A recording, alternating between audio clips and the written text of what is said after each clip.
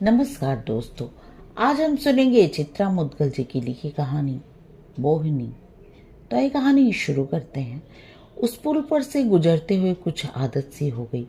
छुट्टे पैसों में से हाथ में जो सबसे छोटा सिक्का आता उस अपंग बौने भिखारी के पीछे हुए चिकट अंगोछे पर उछाल देती।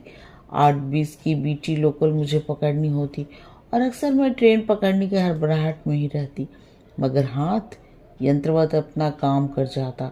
दुआएं उसके मुंह से रिरियाती सी झड़ती। 8-10 टक पीछा करती। उस रोज इत्तेफाक से पर्स टटोलने के बाद भी कोई सिक्का हाथ न लगा। मैं ट्रेन पकड़ने की जल्दीबाजी में बिना भीख दिए गुजर गई। दूसरे दिन छुट्टे थे, मगर एक लापरवाही का भाव उभरा। रोज ही तो देती हूँ, कोई जबरदस्ती है क्या? और बगैर दिए निकल गई।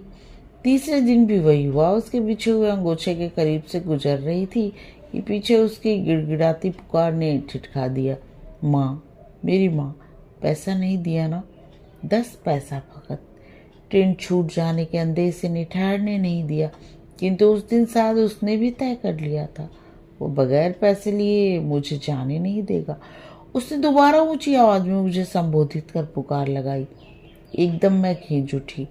भला ये क्या बदतमीजी है, लगातार पुकारे जा रहा है, माँ, मेरी माँ। मैं पलटी और भी फरती हुई बरसी। क्यों चिल्ला रहे हो? तुम्हारी देनदार हूँ क्या?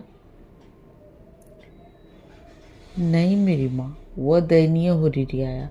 तुम देता तो सब देता, तुम नहीं देता तो कोई नहीं देता। तुम्हारे हाथ से बोनी होती तो पेट भरने को मिल जाता। 3 दिन से तुम नहीं दिया माँ, भूखा हूँ मेरी माँ। भीख में भी बोहनी। सहसा गुस्सा भर भर आ गया। करुण दृष्टि से उसे देखा, फिर 1 रुपए का एक सिक्का आहिस्ता से उसके अंगूछे पर उछालकर दुआओं से नख सिख भीगती। जैसे ही मैं प्लेटफॉर्म पर पहुंची, मेरी 8:20 की गाड़ी प्लेटफॉर्म छोड़ चुकी थी। आंखों के सामने मास्टर घूम गया। कहानी समाप्त। कहानी सुनने और अपना कीमती समय देने के लिए आप सबका बहुत बहुत धन्यवाद।